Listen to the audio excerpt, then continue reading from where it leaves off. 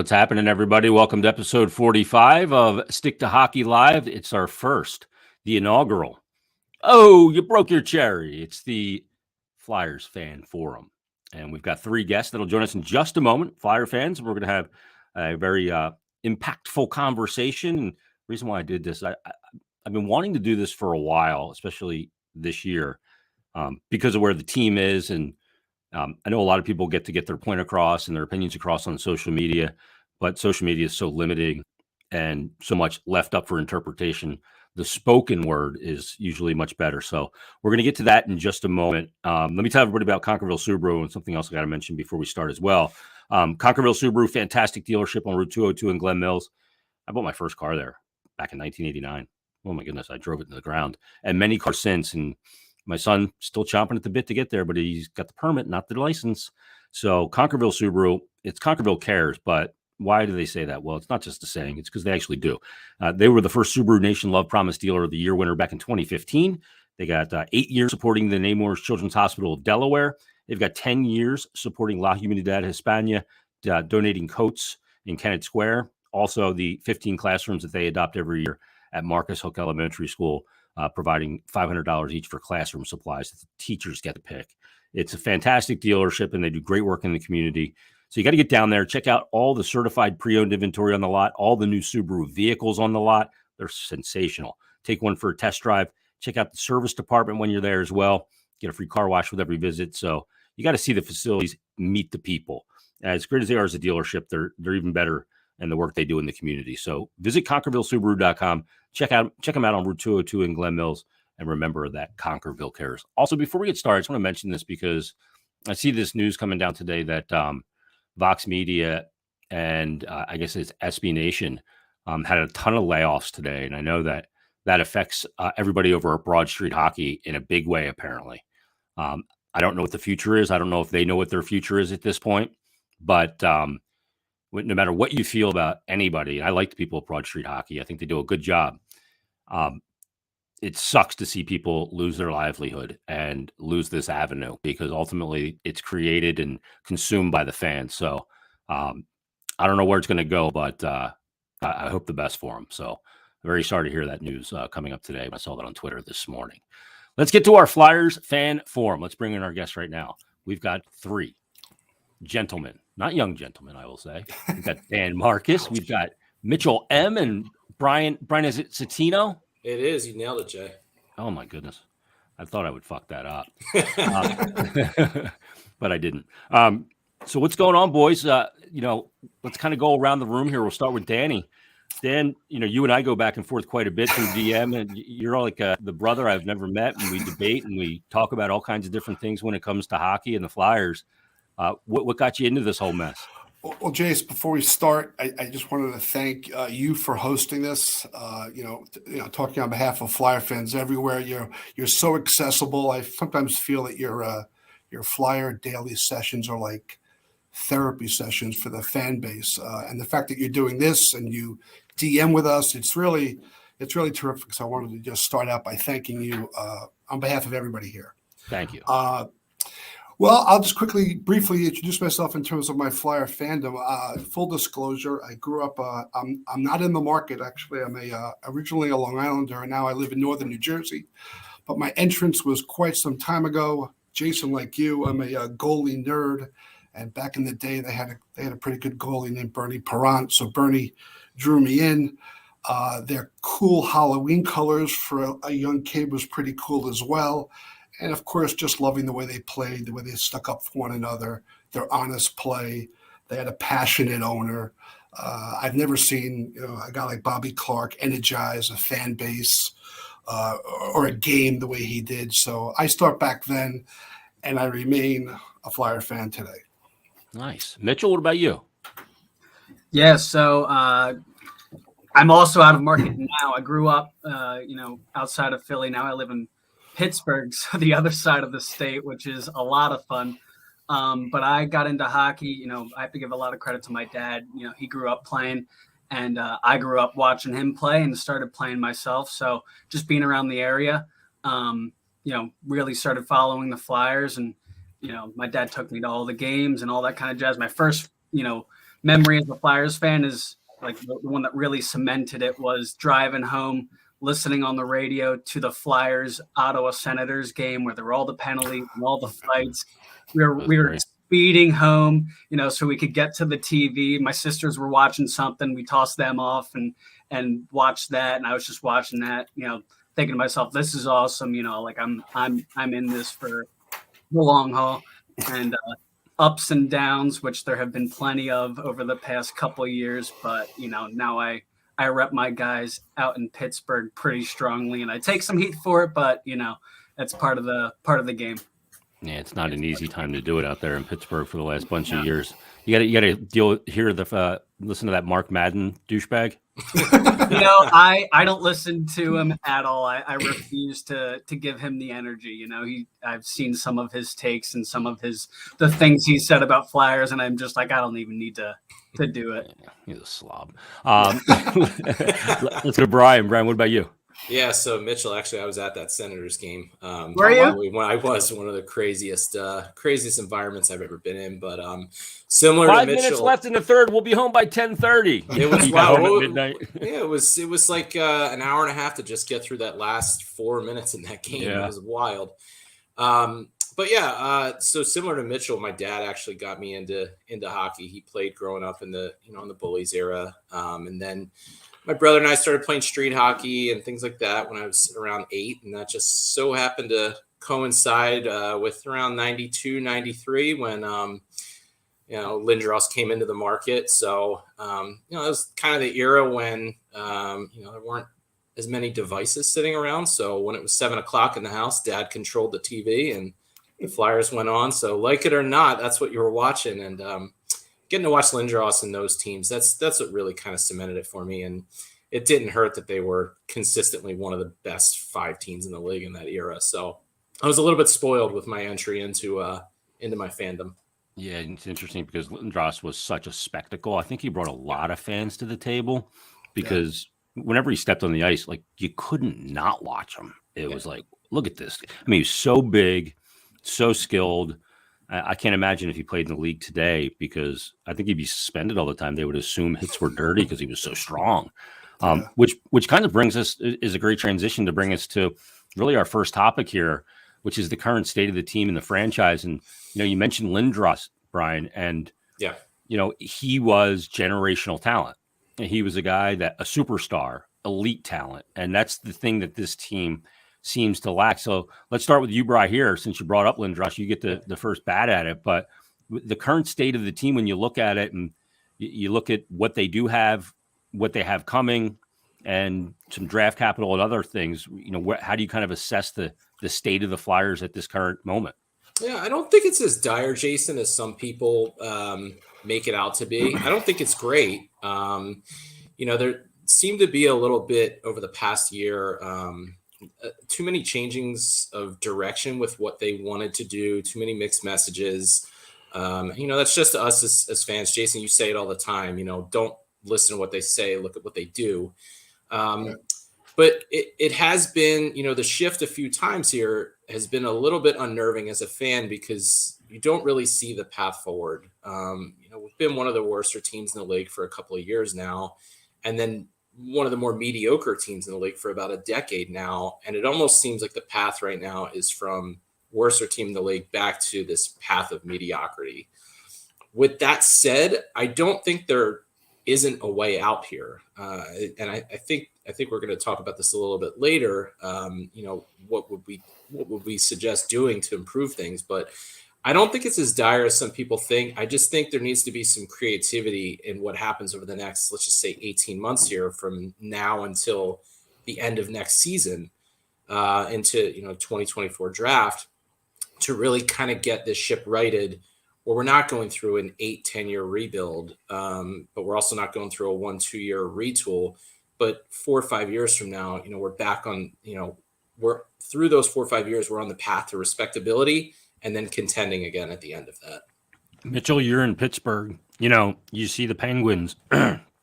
They've managed to keep the window open. I don't know how. We've all been calling for their demise for a long time. It hasn't happened. Hextall goes there and he, re-signs Malkin, re-signs Letang. and acquires Carter and extends them. You see what's happening there. We all see it, and we all kind of go, can this thing end already? But as long as they have Crosby, I think they're going to keep pushing. What's your view kind of on the state of the franchise? Yeah, I think you kind of hit the nail on the head there with, it's not as dire as it seems. I think this year a couple of the younger guys took some necessary steps, and that makes me feel a little better. I mean, it seems like we're sitting in this 6 to 10 draft spot, right? And I don't know if that's where we want to be, but there's got to be some changes made, I think. And I think you also hit the nail on the head with the no clear direction. It seems like there's been a lot of mixed signals. I feel like I'm in high school again with girls with how many mixed signals we're getting, right? So what I really want is just a clear plan. And I think some changes need to be made first, and then that plan can be enacted. But as a fan, I've had a lot of friends that are, the semi fans that come in when they're good and go out when they're bad. And I've been saying for years that, we're only a couple of years away. Right. And I feel like a lot of us have been saying that.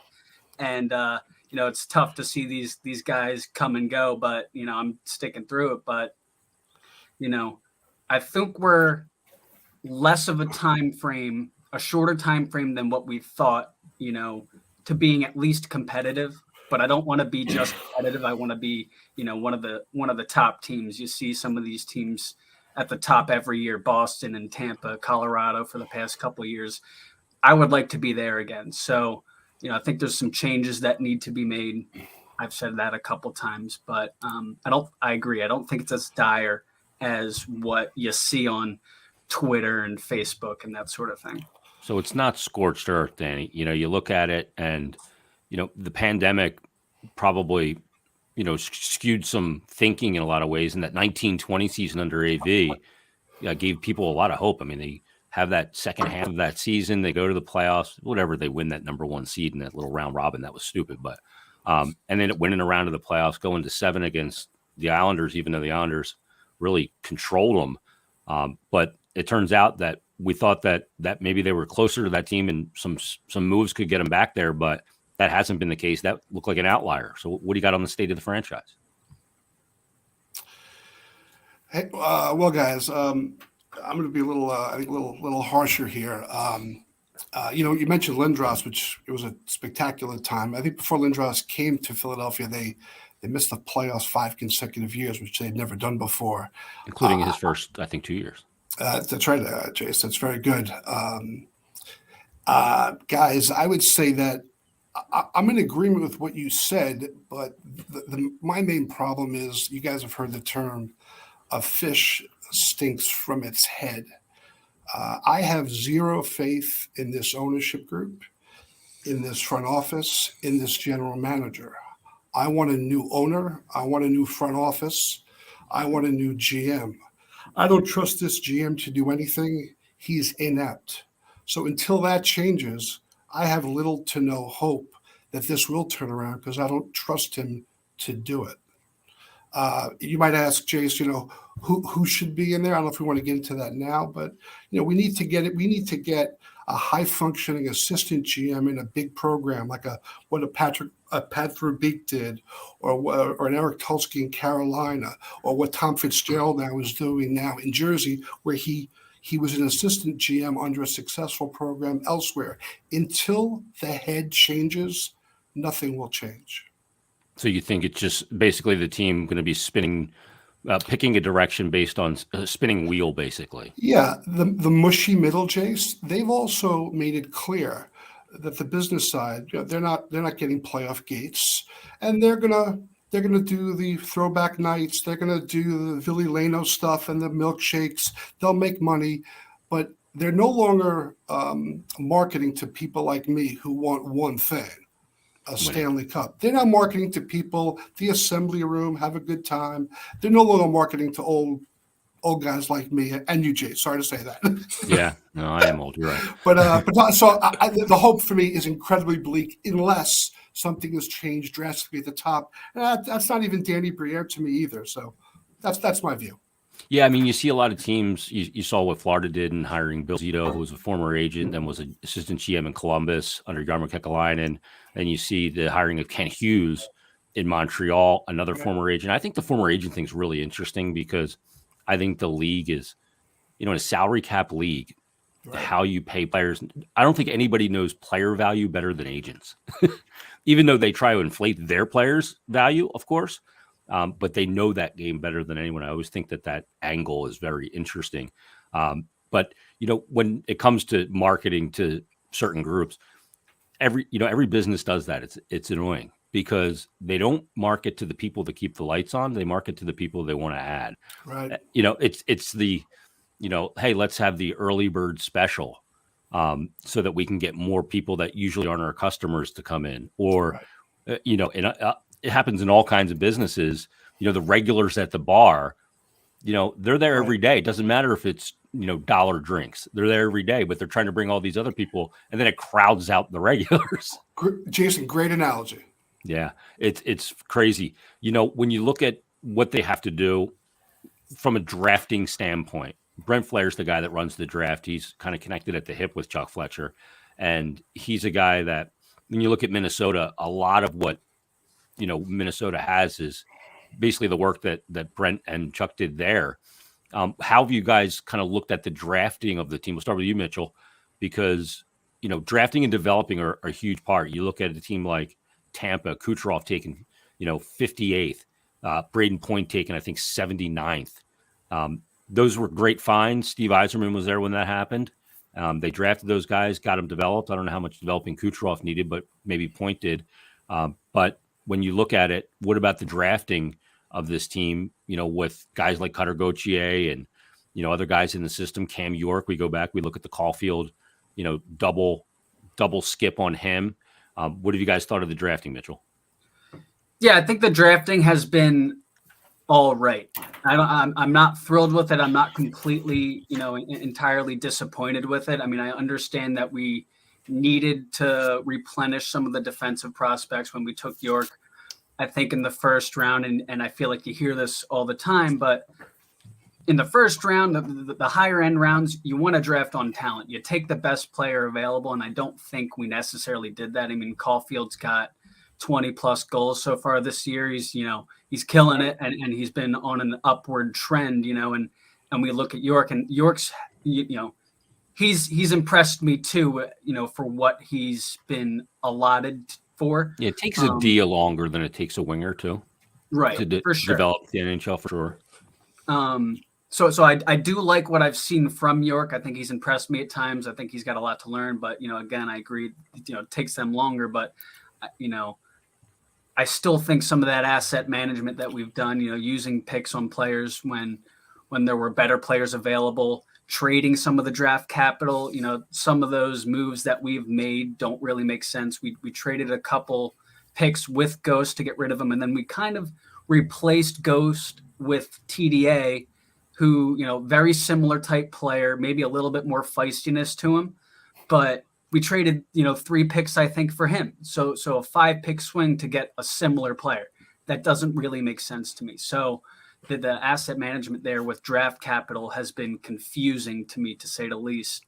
Hey, can we stick on Ghost for a second? Because let me ask you guys this about Ghost. Because he was waived. Nobody, as you guys know, I am not a big Ghost fan. Mm-hmm. You've never made that clear before, Jason. No, never. He wasn't a fan of me either, apparently. The feeling was mutual. Because when I was on the radio, after his second year, I was pretty critical of him because I thought he was a guy that was easy to adjust to. And he went out and had a 65-point season.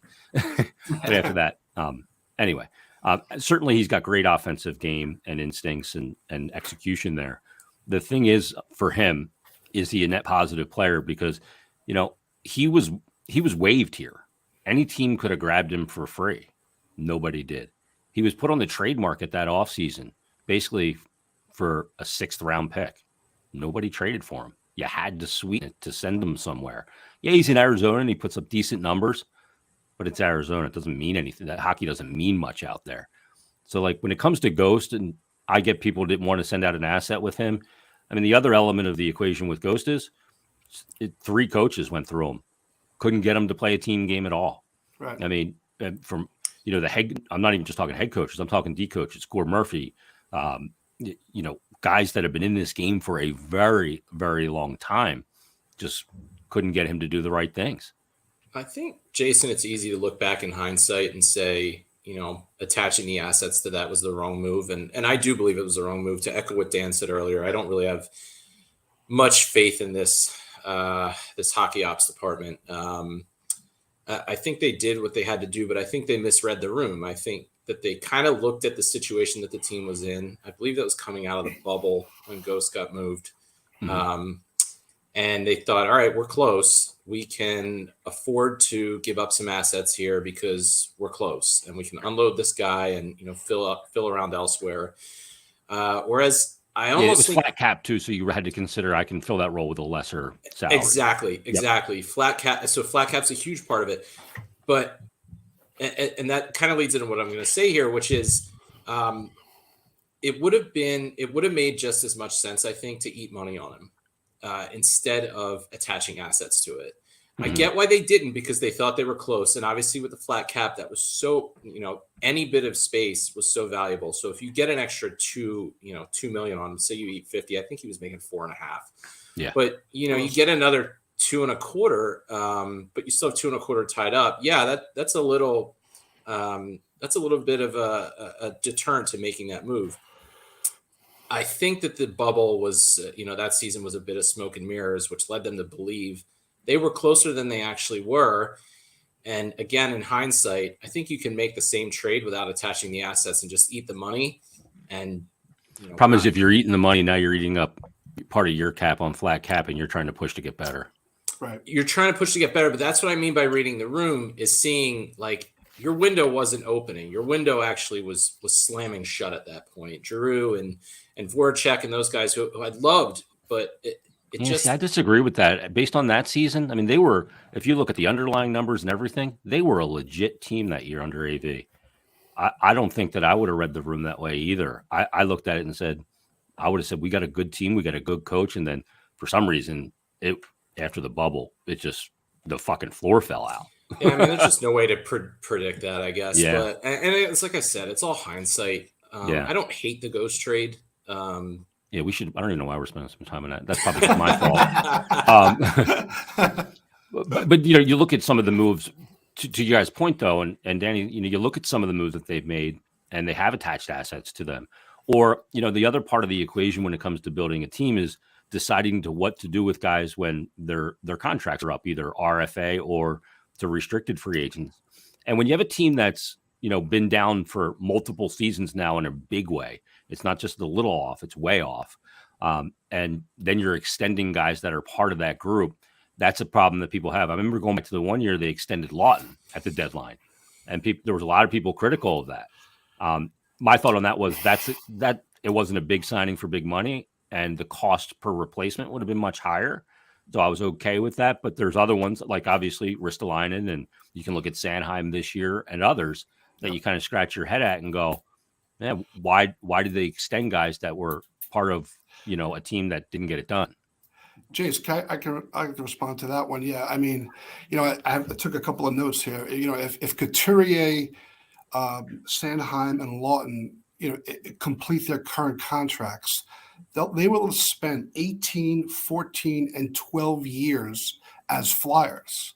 Bobby Clark spent 15 years as a Flyer. He's obviously a two-time Stanley Cup champion, Hall of Famer. Why do they feel the need to extend, in all due respect, average players, bottom six type players, second, when we all know they need? You're not suggesting Couturier is that, are you? Well, Jace, you and I will take this up at some other time. I was not a fan of the extension, and you and I have gone back and forth on that. We won't get into that here. Couturier is a fine player, but still, I don't see the need why, when we need high-end talent, we're extending average players. That's the point I'm trying to make. But you're not insinuating that he's an average player.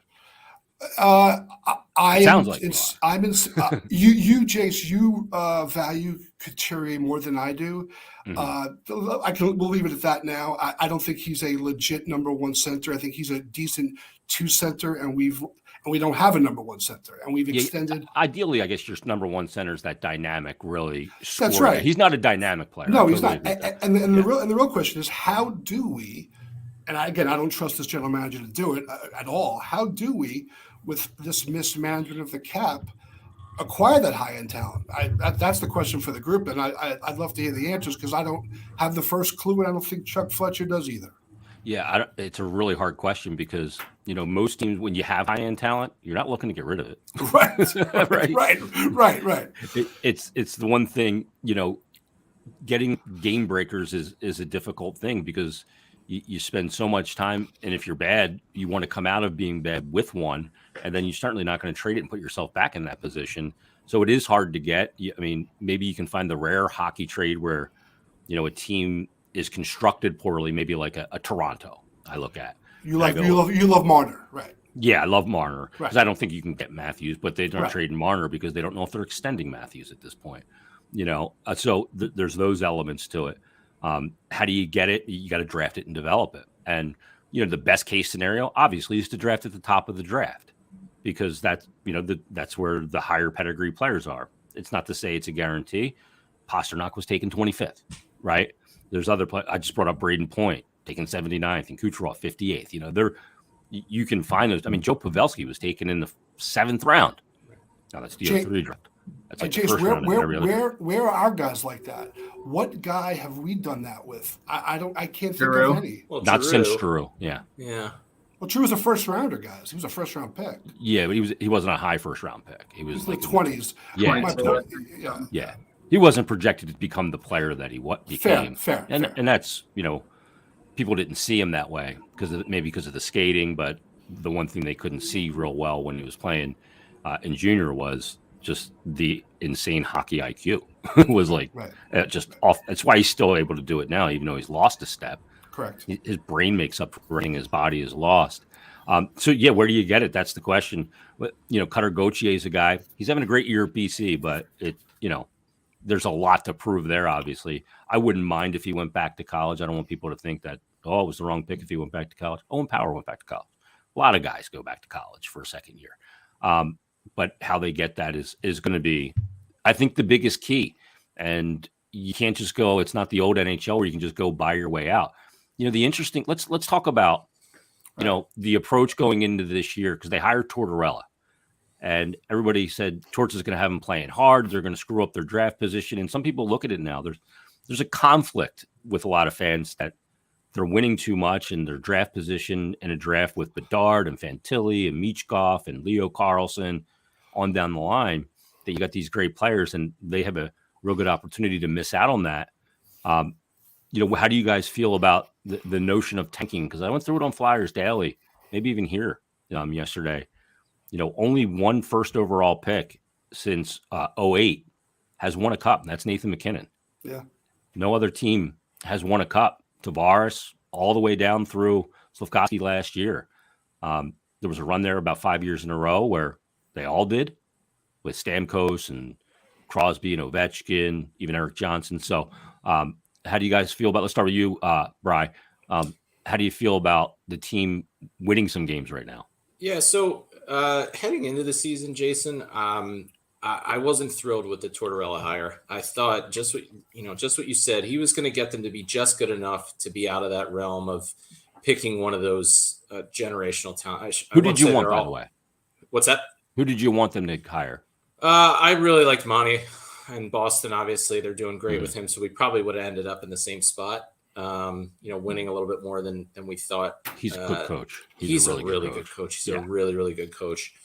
That said, as the season's gone on here, I've kind of fallen in love a little bit with the idea of Tortorella. I think I don't think Tortorella is the coach that you win the cup with. I think he is the guy that bridges you to that. I think he's the guy that sets the standard for the team and how to play. But then the tricky part is you have to have the front office in place after that can get creative enough to find high-end talent. So we talk about assets a lot. And most of the time when we talk about assets, we're talking about prospects or draft picks. But if you think about the way this team's currently constructed and the steps that some of these guys have taken this year, Tortorella is building assets. By my count, there are 7. If we're going to count Cates and Hayes as wingers, there are 7 or 8 guys on this team that are middle 6 wingers, and good middle 6 wingers at that. Those are the guys that the Torontos of the world need. And so you're building these assets. There's 7 or 8 middle 6 wingers on this team for 4 spots. Not to mention Gauthier coming, who, he could be a winger, he could be a center. And then you have Forrester down in the AHL. So Tortorella's been... And Brink. Yeah, and Brink. I forgot about Brink, yeah. Right. Tortorella's teaching these guys to play the game the right way. And while that's getting to be just good enough to not get, one of these top 5 picks in this year's draft, you are positioning yourself to have these assets on the NHL roster that in the event that a high-end talent player becomes available, they're in that rare situation where they have a bevy of NHL-ready, solid middle 6 players that they can attach to picks to get that high-end talent in. When the DeBrincat becomes available, or, if it's Brock Besner, players like that. But Besner, I don't know as a high end, but he's got ceiling there. He's got floor middle 6. So maybe that's just another one of those guys. But I think there's a path forward with what Tortorella is doing to find that. You just need a front office that's going to be creative enough to do it.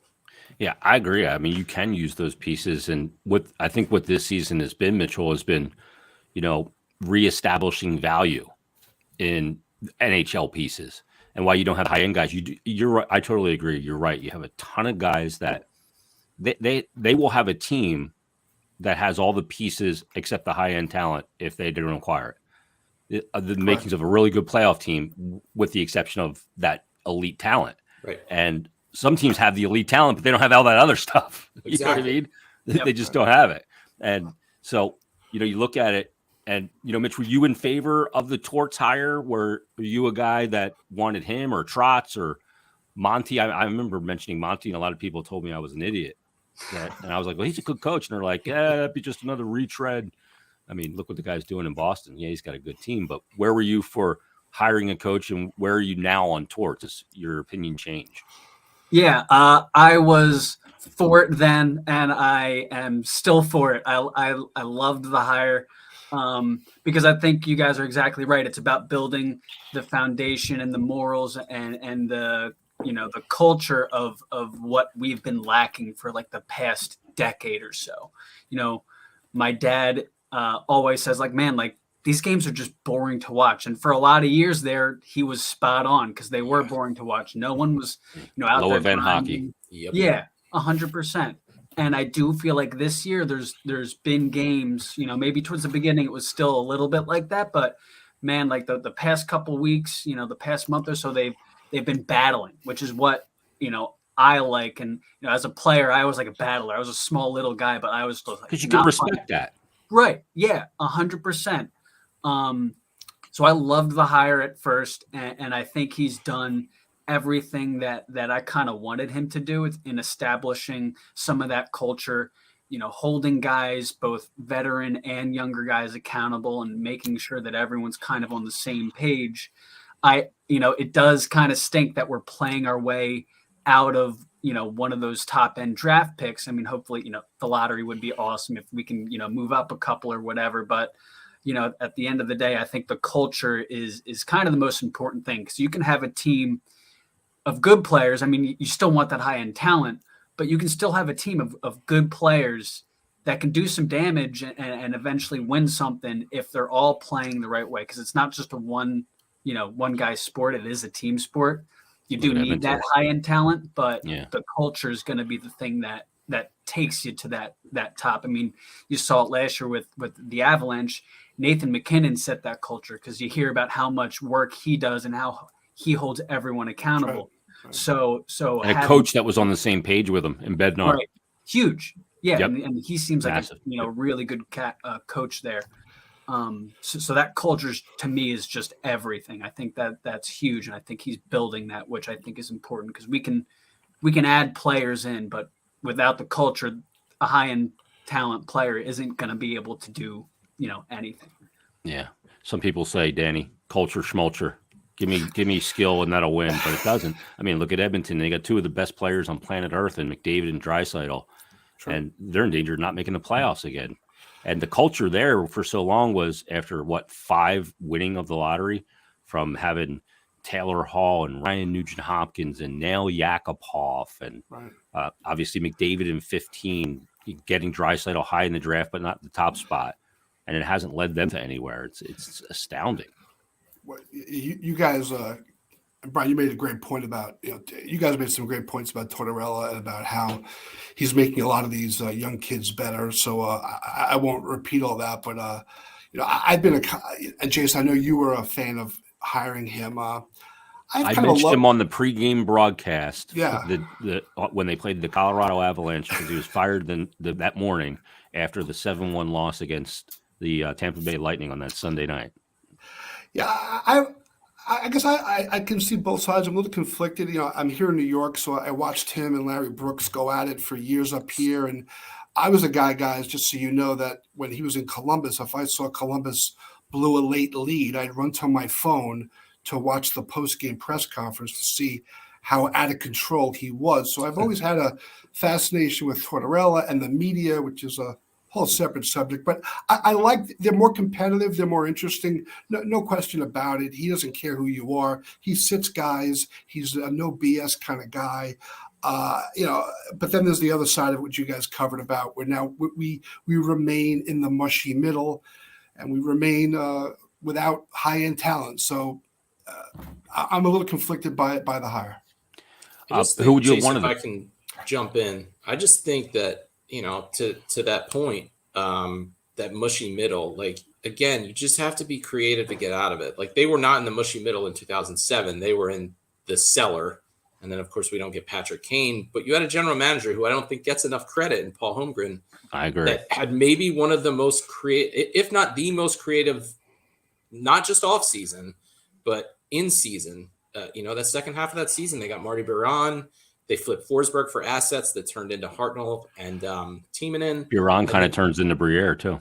Exactly. So it's the recruitment. You just need that creativity to get out of the mushy middle. And it's not easy, but it's possible. We've seen it. Well, Brian, with all due respect, that Holmgren thing was before the salary cap. So that's that was cap. No, that's salary cap. That's salary cap. That's early salary cap. I stand. Yeah, salary cap came in after the lockout or before. Fair enough, guys. I'll say this though: I have zero confidence this GM has any kind of creativity to do that. No, we agree on that, Dan. and I hope I'm wrong. I hope and pray I'm wrong, and you guys can play this for me later on when we're attending a Stanley Cup parade. But no, you're right. I mean, they trade Forsberg for the rights, or not Forsberg. How did they get the rights? Forsberg went for Perrant and picks, right? Yeah, and then they traded Perrant went with Forsberg. Scotty Upshaw was part of that too, I think. Yeah. And they traded it back to Nashville to get the rights to Timonen and Hartnell. Correct. Yes. And now you've got your core because you drafted Gagne and developed him. And then you get Briere, and then you have Timonen and Hartnell. You have your anchor on the blue line. Then you add to that. I mean, he also put off the deal to get Pronger. And, it's a shame that Pronger, the injury happened, and that derailed his career and ended it way early, because they could have used more Chris Pronger for more years. But I mean, I remember the draft night deal that was made, Lucas Spiza the first and everything that went. And it was like, I was on the air at WIP at the time, and I got a call from Zach Hill, and he's like, "Hey, we just traded for Chris Pronger. You want him on the air?" And I'm like, "Hell yeah." And it was, I mean, you look at some of those teams, and those teams were always competitive, and they were always pushing at that time to make some big shit happen. And most often they did. I mean, you can look at 2010 as an outlier. That was a really good team under Lavi, once Lavi came in and got it straightened out. Dan, who did you want them to hire as the coach? Trotz would have been great. Montgomery's fine. I'm not a huge coaching guy. I'm more, as you guys can tell now, focused on the front office piece. But Tortorella's done a great job, guys. They're competing way harder. They're in games now. He's done his job. Yeah, I think you made a good point too, Bri, about I don't know if he's the guy. He's won a cup, obviously. Everywhere he's been, he has taken over. Usually when a new coach comes in, the team's probably not very good because he got fired. It's not a situation like Quenneville to last year in Florida, and then, handing off a President's Trophy winning team to Andrew Burnett, who ended up getting fired anyway. But you look at it and you go, everywhere he's been, it's been this process of finding out who's who and what's what, keeping the guys, building on it. And he's a guy that rides a GM very hard. He makes it very clear what he wants, what he needs. So that's part of the equation as well. So let's talk about some of those young guys. And I want to start with one of the most polarizing guys, and start with you, Mitchell, because he's playing good of late, no doubt about it. And it's Morgan Frost. But I mean, if you pay attention to social media, and I know you guys do, I mean, you see, and maybe you've tweeted it. If people say, get rid of him, he stinks, he's never going to be any good. The arc of development of a hockey player is never a straight line, and it doesn't match anyone else's. He's starting to play really well now, and you see that skill that's there to pull off that goal the other night with both feet below the goal line in that spot. It's a crazy goal. That shows you a confident player. He's got to do it for much longer. I mean, this is a small sample size where he's been playing well. But what are you thinking of guys like Frost, Tippett in particular? Yeah, Frost is polarizing for sure, right? We were all hype on him as he was coming into the league. I mean, if you looked at his numbers in juniors, it mirrored Drew's very similarly, right? And I'm not comparing that, but those numbers were there kind of similar to that. And then things kind of got derailed by COVID, right? He had a rocky couple years there, not being able to really develop. And I think that hurts him. I think a lot of those guys in that age range, lost some development and they're trying to catch up now, which I think we're seeing. You're absolutely right. I think we need to see that more consistent. I think you've said it, confidence is so huge for a creative player like that. And he's confident right now and he's producing, and it's awesome to see because it makes us feel a little bit better about talking him up a while ago. So I think the consistency is just where it needs to come in. He's got to build some of that resilience, that mental resilience in when something doesn't go his way or he has a couple bad games, that he can, turn it around quicker and not go into those large, slumps that he's been, that he's done a couple times. A lot of those younger players kind of do that, right? Tippett, is a little streaky right now, but he's been playing pretty good as of late, pretty positively, confident, using his body, driving the net. York, I think I mentioned him a couple times already, but I think he's kind of that same way. Like when he's confident, he's doing it. So I think a lot of the young guys have been playing pretty well recently, and the confidence and the consistency is just where we need to see, because if they can remain at what they've been doing for the past month or two, I think we're in a pretty, those guys are in a pretty solid spot to continue. Yeah, finding out who's who and what's what, Dan, is the big thing this year. Finding out what Tippett is. He comes in that Giroux trade and didn't have a lot of NHL success down in Florida. Just couldn't break through there. There wasn't a spot for him to do so. Him being here now, to me, he looks like a player that has skills different than I thought. He's such a good skater. I mean, for a big frame guy, he can really fly up and down the ice. So what are you seeing with some of the young guys that we're trying to find out what they are at the NHL? And I am optimistic there. I'm not completely negative, guys, but I'd say the four young guys that I have my eye on are certainly Frost and Cates, York and Tippett. I mean, I think those guys are keepers. Guys, Morgan Frost is a particularly interesting case. I'm not necessarily a fan, but again, if you watch the last couple of games here, I mean, there's no question the kid's got high-end talent, which is what we obviously need. I would hate to paint the scenario, guys, where they don't re-sign this kid. They let him walk, and he finds his game somewhere else. Flyers Twitter will collapse. Yeah. So I don't know if not signing him is a great deal. I don't think that's in the cards at all. I don't think that could. You're not going to just not sign him. I mean, you would trade him. Right. So I do see some of the kids, the progression under Torts being encouraging for sure. Yeah, it's definitely been a step forward for a lot of those guys. Brian, when you look at it, you talked about it. Some of those guys may be used as assets, guys, ways to pull in other guys because they're so young in their career. They're not making a lot of money, and teams that I got a ton allocated up front. Maybe that's the way to pry a piece loose. Yeah, I mean, you look at a guy like Tip, and he, his floor is probably a third line winger, and I'd say his ceiling is probably a second line winger. I don't think he's a first line guy, but that is an extremely valuable player. And then even the more veteran guys like TK, who I'm not looking to trade, but his floor is a second line winger, and is what he's doing this year. Is that smoke and mirrors? Is that who he is? I tend to believe it's who he is. So that's a first line player. There's talent there. There are guys that are taking steps forward. Looking at a guy like Frost, I've seen enough this year that I'd want to give him another year to see what he does with another full year with Tortorella and this team under his belt. Can he be a 3C in this league? I don't know that he's proved that he can be yet. I don't know that the consistency has been there enough to be a 3C in this league. He's not a fourth line player.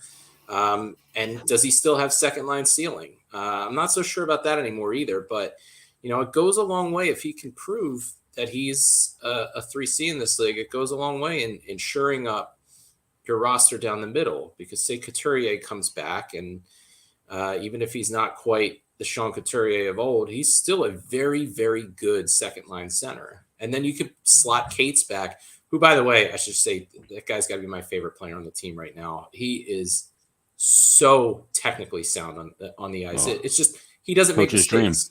Yeah, he doesn't make mistakes. I've never seen anything like him with a guy coming out of the NCAA and playing like that.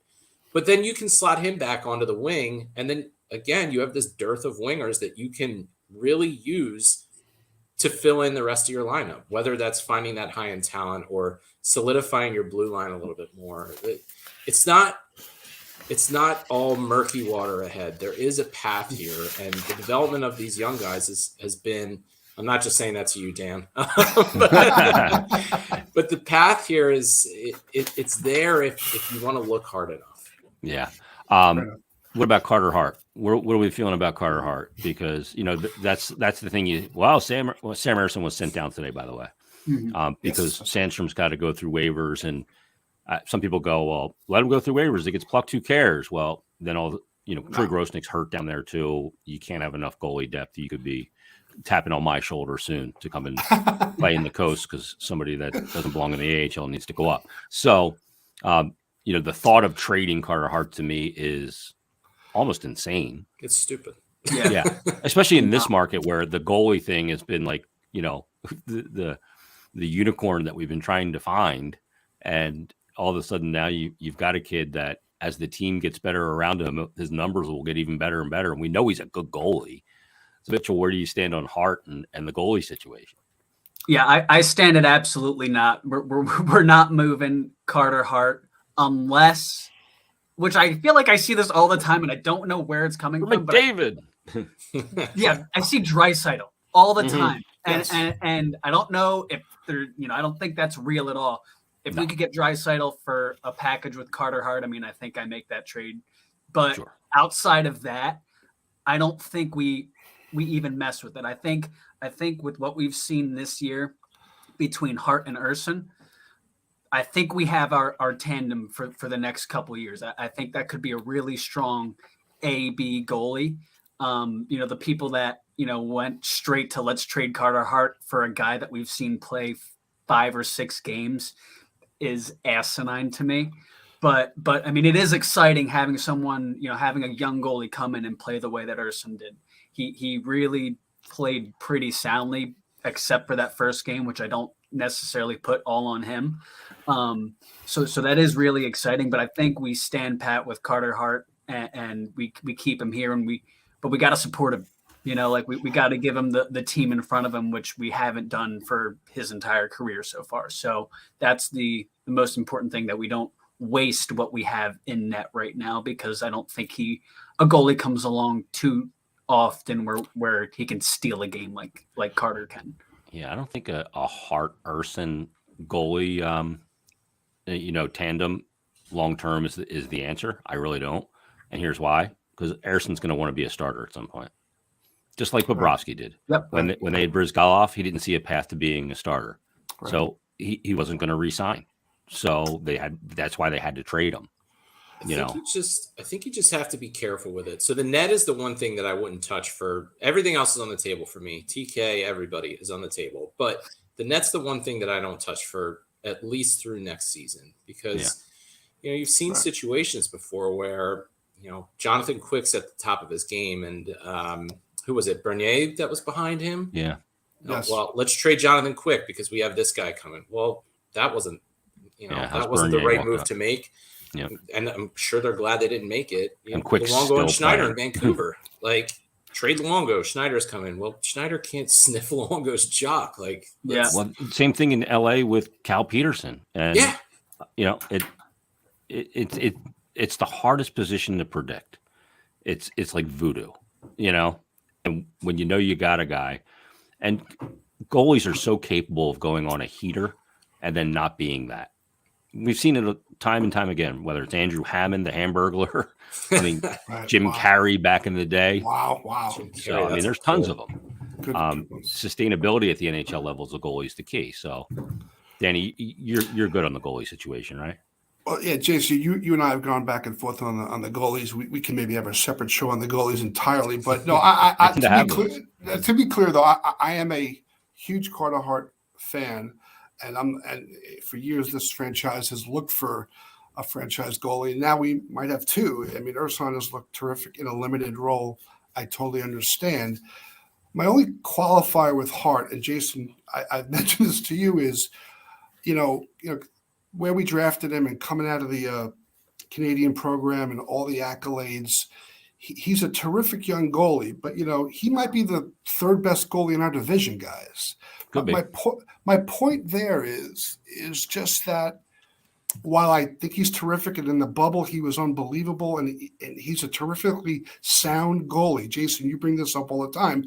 Is he an elite goalie today in the league? I don't think he is. If you ask any hockey pundit, he's not a top 5 goalie in the league. My point is, if something came along to acquire high-end talent and Sam Ersan had 50 NHL games under his belt, I'd listen. That's all I'm trying to say. Yeah. I mean, I think the way you prove if you're a leader or not is in the playoffs, and he's only had the one playoff run. He was great in it. He was. So he played well under that spotlight. That's where that status is earned to me in regular seasons. And I mean, it's great to do well there, but I mean, the reason why Vasilevsky's a legend is the game 7s, where, I mean, I think he gave up. He's lost like 1 out of his last 10 game 7s. Yeah. It's insane. Yeah. Or not even game 7s. It's just closeout games. He had like 6 out of 7 games were shutouts. I mean, just absurd. Ridiculous. Otherworldly. Yeah. I mean, then you see goalies like Matt Murray with Pittsburgh, who, was really good in that structure, lost his way. And a goalie can lose his way. He lost his way, and the way he played, and the game developed in a way that didn't help him with more East-West. So with Hart, it'll be interesting to see how the whole thing does play out, and, going forward with him. And but again, you got to put the team in front of him. I think the structure has benefited him a little bit this year. All right, guys, let's get to our last thing, our kind of our closing thoughts here. And this is really simple. What's the plan moving forward? And let's start with you, Mitchell. What's the Mitchell plan moving forward? The plan moving forward.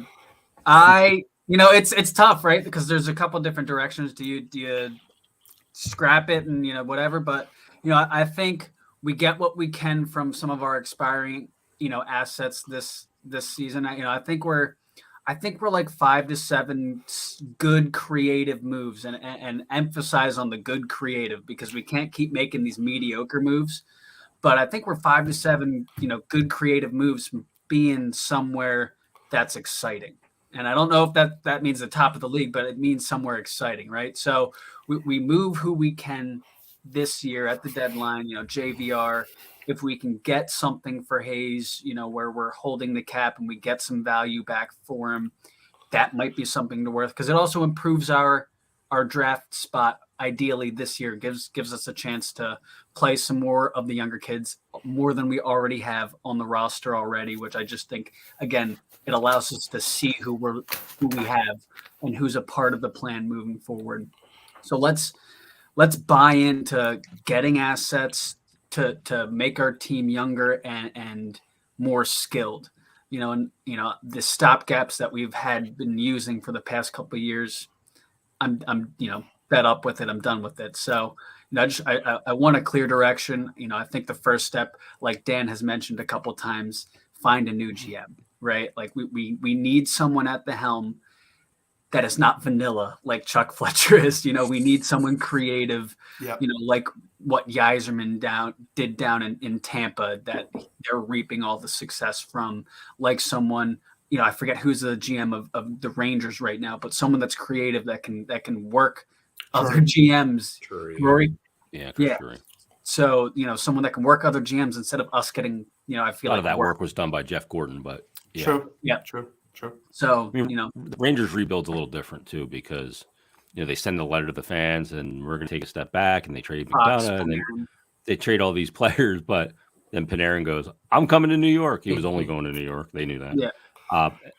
So part of those trades were that letter was a little disingenuous, knowing they had to clear the cap space so they could sign Panarin, and then Fox forced his way there. And then you have Shesterkin coming over to Rye's point that, or Dan's point that, the goalies in the division. I mean, Shesterkin and Sorokin. I don't know if people know that about Sorokin as much as they know about Shesterkin yet, but Sorokin may end up being better.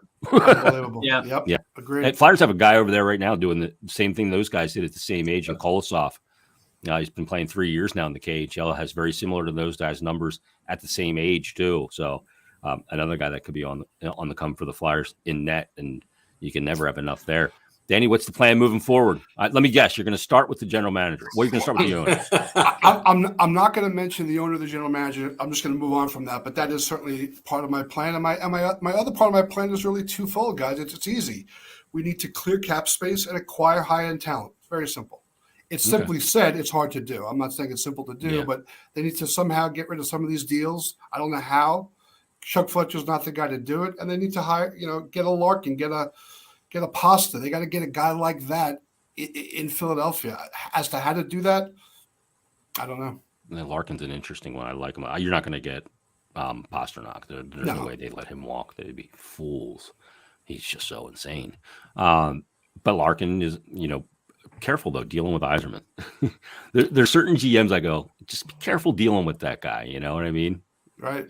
You could think you're getting, you could think you got a deal. And you got the good end of it, and you find out that no, you do something that I didn't. Brian, what's the plan? Yeah, so I think I've said it a couple times now, but there needs to be a level of creativity that I don't think Chuck Fletcher has. I'll give him and Flair a lot of credit that I do think they are solid drafters. Not great, but solid. Their picks hit. They're NHL players. I would leave the goal alone, like I said, for at least a whole season here beyond this one, because you have stability there, and why mess with that?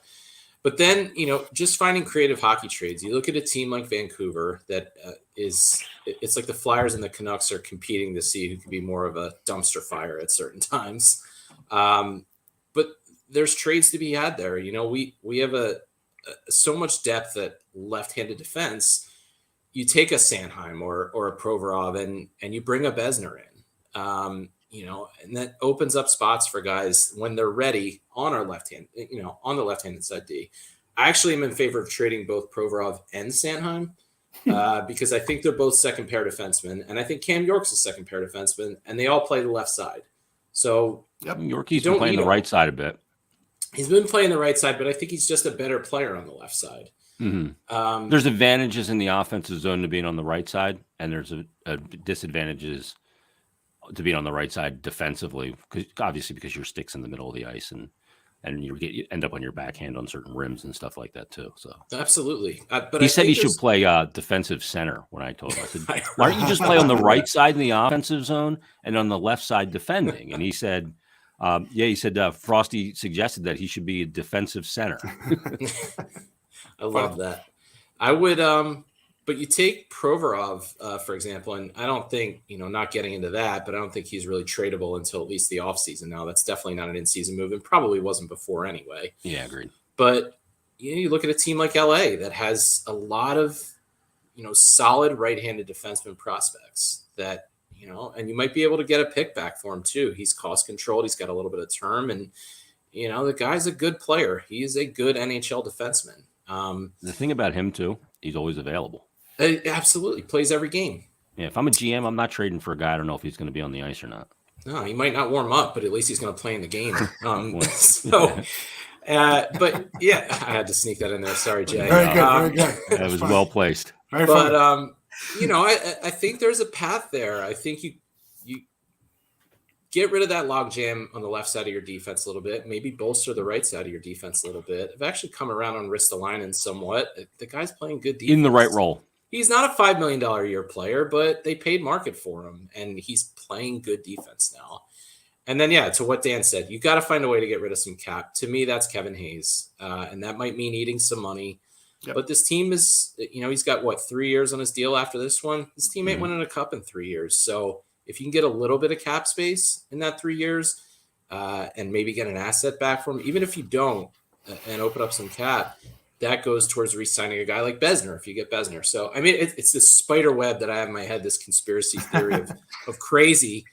But Paul Holmgren did it, so I think there's there's the other thing. That'll be the last thing I mention here, and then we'll wrap up, is that Flyers fans are so conditioned that when there's a shiny toy, you have to go get it.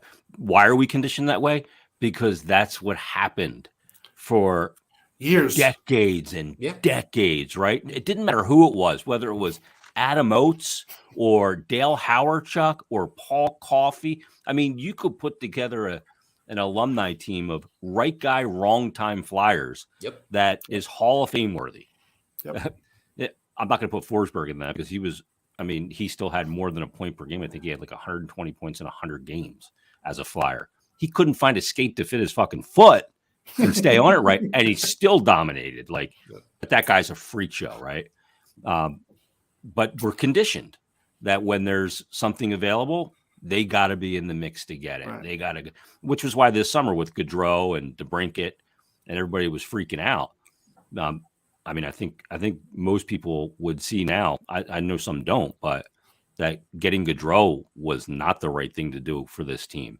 A 29-year-old undersized winger that it wasn't going to help them. I mean, look at the standings right now. You look at the fact that the Flyers, without Gaudreau and without Couturier and without Atkinson, which we didn't know at the time, that Atkinson and Couturier wouldn't be available, the Flyers are way ahead of them in the standings. And I know they're injured too. Flyers have had their share. Flyers actually have more man games lost to injury than Columbus has, but he hasn't fixed anything there. True. One player's not going to do that. Get Columbus 20. I mean, Jesus Christ, 28. Flyers have 45 points. Columbus has 28 points. I think they're behind Chicago now. I think they fell behind Chicago. Last night they did. Chicago's now got 30. They're the worst team in the league. Yeah. And they're going to get Bedard, and they'll go, oh, see, you should have got Gaudreau because you could have ended up with Bedard. You'll make that leap on me. I can't wait for that tweet to come across your board there, Jay. Yeah, well, I mean, I'm just trying to ignore as many as I can, but it's tough. Guys, you guys did awesome, man. This was so much fun. I got a message here from Michael. Says, thank you for doing this and giving the fans a voice on Stick to Hockey. Boys, you're doing great. Stick taps to all. Great job. I got a text message from Raider Frank. You guys know Raider Frank? Yep. No. He's a lunatic on Twitter. But he's awesome. He's a great guy. And he said, these guys are great, Jason. They really prepared and are all very well spoken, smart, nice. Level-headed guys. He said everybody but Danny. No, I'm just kidding. He didn't say that. But no, Jason, great this job. Is a blast, man. Yeah. Jason, thank you so much, Jason. Really appreciate this. Thank you. Awesome stuff. So there we got Mitchell on the bottom left. Out in Pittsburgh, we got Brian in the bottom right, looking like he's hanging out at Michael Corleone's compound there. And we got Danny up in we're North Jersey now, Danny? I'm in Manhattan right now, but yes, North Jersey is where I live. Yeah. Awesome job, guys. Thanks for doing this. Really appreciate it. Thanks, Jason. Thank you so much. There it is. The first Flyers fan forum. God damn, that was fun. Great job. We're going to do more. So if you want to get involved in it, shoot me a DM. Don't shoot me a DM and just say, hey, Jason, I want to be on the panel. Give me a little like reasoning. Like these guys I already know because I correspond with them on Twitter and I can look and see their stuff. If you're an egg on Twitter and you just say, I'd like to do it, and we haven't corresponded before, I need more. Like I'm not just going to grab somebody. So just give me a little something. And I got some from some people yesterday, some good candidates as well. So everybody, thanks for listening. Thanks for watching. We'll do another one of these next Friday, and we'll have another great week of hockey talk coming up on Monday. Busy weekend of hockey. Detroit tomorrow. Sunday, the Flyers are back home against the Peg. So we'll have a lot to discuss coming up next week on a brand new episode of Stick to Hockey Live. Everybody have a great weekend. Leave us a 5-star rating and review, and we'll talk to you next week on Stick to Hockey Live.